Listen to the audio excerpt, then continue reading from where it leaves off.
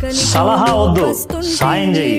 ఓ పక్షి సముద్రంలోంచి ఒక్కొక్క చెట్టు చెట్టుకి చెబుతున్నా నీ కడుపు నింపమని నా కొడుకు.